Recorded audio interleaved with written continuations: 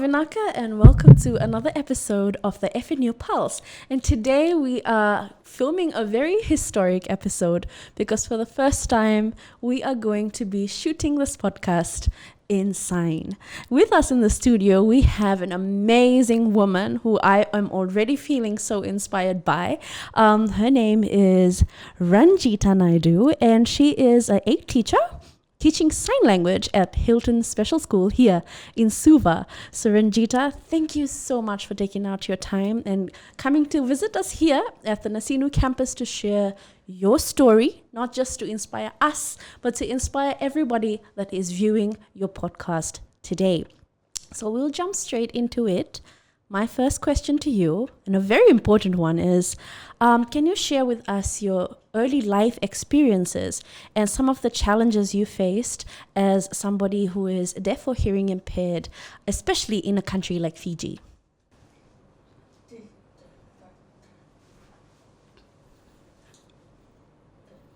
Yes, I do face challenges, especially in my study in FNU. To know about study in the field that I'm taking with disability, in a group we share. But I think about myself, it's very hard for me because I travel from special school to FNU. And the less time that I spend in the evening to do my work, preparation for my family, my dinner, and everything. And I have to wake up early in the morning. I have to prepare my lunch and everything before I leave for work. And I have my children in school, which I look after them. And after 3, I usually take the bus to come to FNU. So sometimes I have classes from 4 to 5, but sometimes I have Zoom classes. 5 to 7, then I have to go home. When it's raining, it's really hard for me. So sometimes I go by taxi, but sometimes I go by bus to reach home. And I was always thinking about my life and my holiday time. I have to go to the West to visit my children. I have to spend time with them. And then from there, I came back to Suva. Long time. It's been 7 years. I have been in Nandi for 7 years in sign language. I teach sign language to year 1 and to year 3.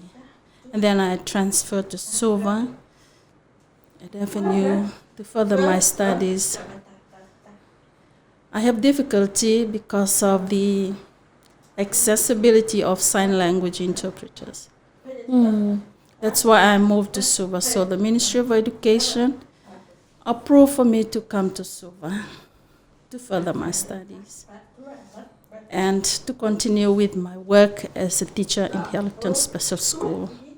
I've spent 12 years working in the Ministry of Education. Wow. Thank you so much, Ranjeeta, for telling us about your journey so far. One thing that I would like to follow up is that when you do access public transportation, such as taxis or buses, is it difficult for you to communicate with the drivers or the passengers, and how do you overcome that barrier?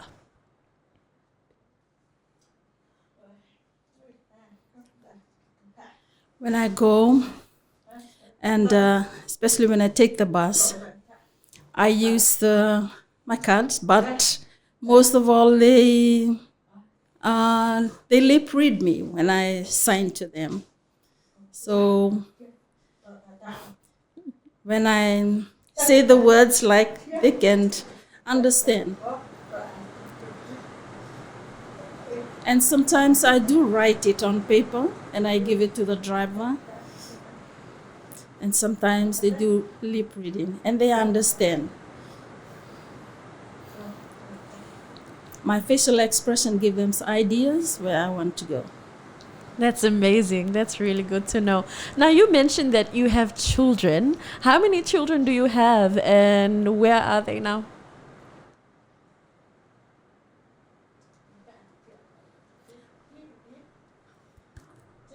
I have 2 children. I have a son in class 8, still in primary school, and I have a daughter in class 7. They are in Nandi primary school.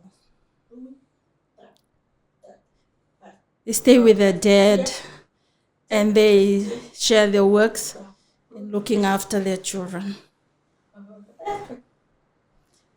Communication we use, most of the time we use Messenger, Viber. That's how we communicate. So we can definitely say that technology has made communication easier. Yes. All right. Now, the second question before we go into our break, and a very important one. I am very curious to know about this. So, what motivated you to pursue a diploma in special and inclusive education, especially at this stage in your life? And what continues to motivate you to do so?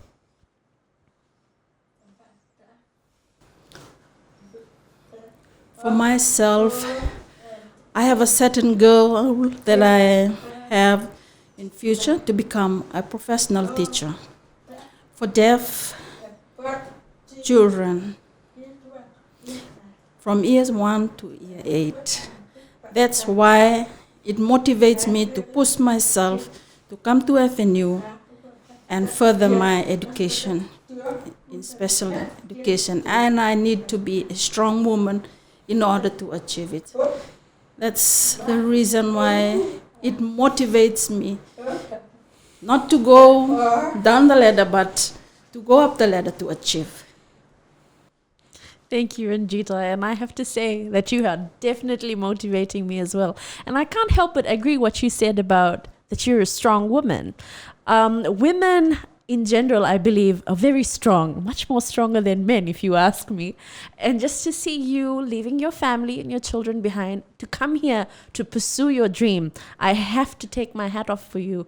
And stay tuned for more stories with me and Ranjeeta as we talk about her journey as a FNU student here at FNU Nasinu.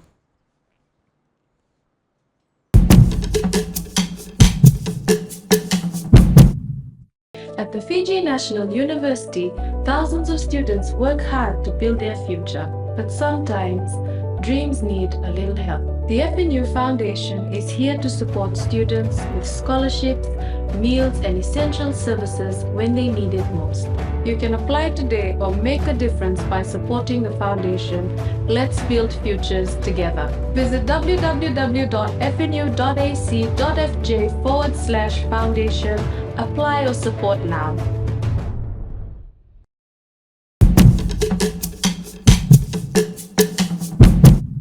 Welcome back, and we're in conversation with Ranjeeta Naidu, who I believe is a superhero.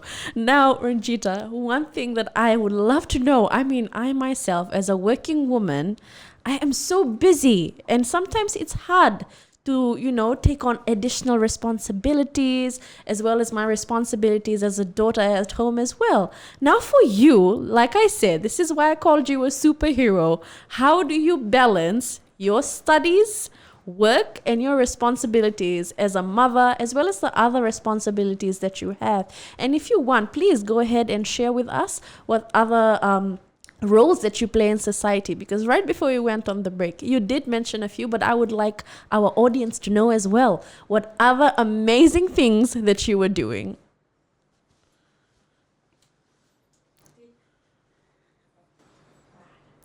For me personally, it's really hard. Yes, it's a burden, and I have extra load to do. But for other students in the Fiji Association for the Deaf, especially for the deaf children, I always monitor and ask them to continue with their work. That's in school. which I look after the little children.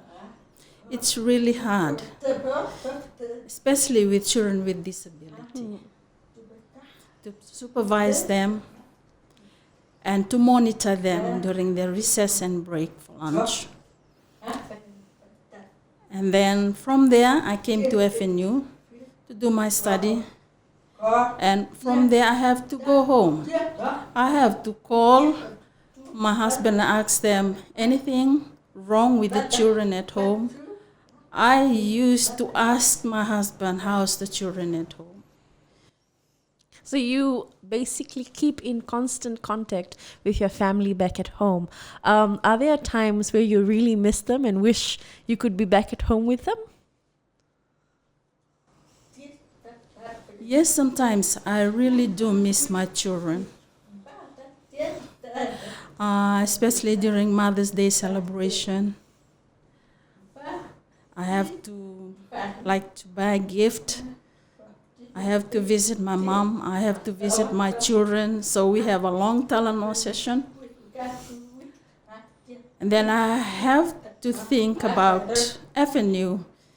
It's more worthy for me because I have to be qualified as to be part of the ministry education policy. I have to be qualified.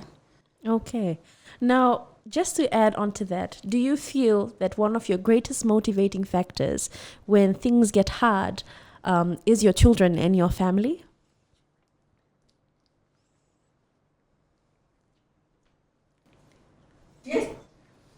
Yes. Yes. That's one of the reasons why I'm here, to further my study for my children's future. Okay. And if there was a message that you can give them right now, today, what would you say to them?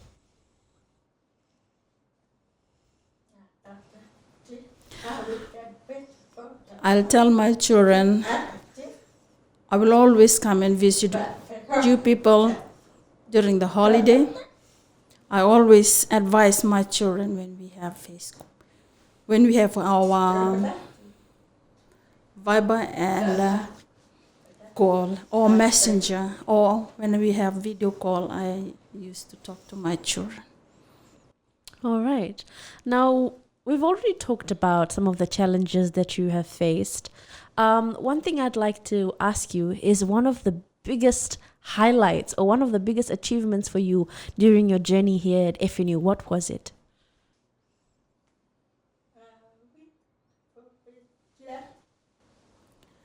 I wish for all the challenges that I have faced from Monday to Friday, it's the accessibility of, especially on my assignment, communication. I need an interpreter.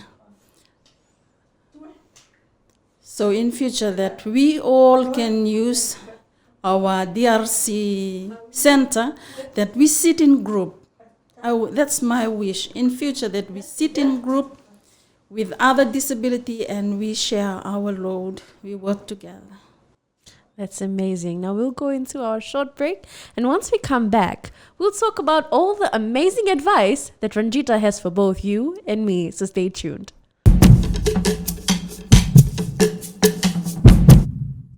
At the Fiji National University, thousands of students work hard to build their future, but sometimes dreams need a little help. The FNU Foundation is here to support students with scholarships, meals, and essential services when they need it most. You can apply today or make a difference by supporting the foundation. Let's build futures together. Visit www.fnu.ac.fj/foundation. Apply or support now.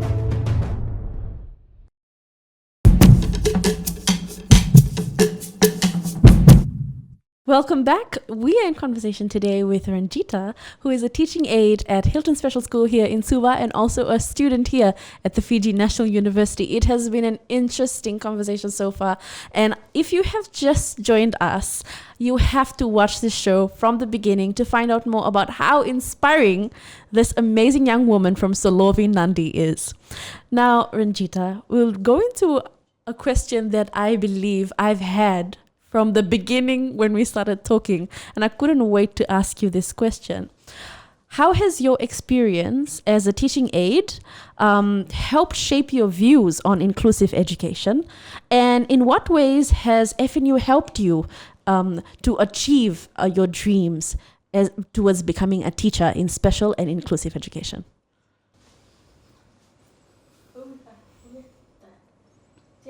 Through study from Nandi, as I was a teacher aide, I learn very much from our head teacher from Hilton Special School, and very supportive teacher who always encouraged me and teach me. That's how I developed my experience in teaching. But the head teacher of mine passed away, and I started to dream about my future. That's the whole reason why I came to Suva. And I see it's very different from what I've experienced. It's not the same. Like we have a less qualified teacher in special school. So I have to do my research. I went to the library. I do Googles.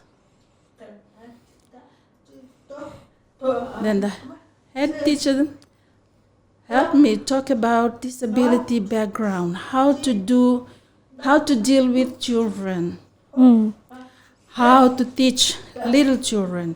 You must learn. You have to go to FNU to further your studies. And you have to change your heart. You have to love and always remember and always think positive. And you try to achieve your goal. That's amazing. I have to commend you for taking up the challenge, for leaving your home and your family and coming so far just to change other lives, inspire others. Now, talking about inspiring, what is your advice that you would give to people living with disabilities as well as other students who are watching this? What is your piece of advice that you would like to share with them? My advice to hearing people who look at our disability, please do not judge us. No discrimination. You people have to help us. We help each other to improve, and also we work together. We can share ideas, how we solve our problems, how we learn more here at FNU. Disability and hearing, we are equal. And we both do achieve. Thank you so much, Ranjeeta, for such an insightful interview with us here at the FNU Pulse. In case you missed it, this is a historic episode, the first of its kind that has ever happened here at the Fiji National University. And we are so excited that it is a woman that has set the standard. Now, I just want to remind everybody once again of what Ranjeeta said.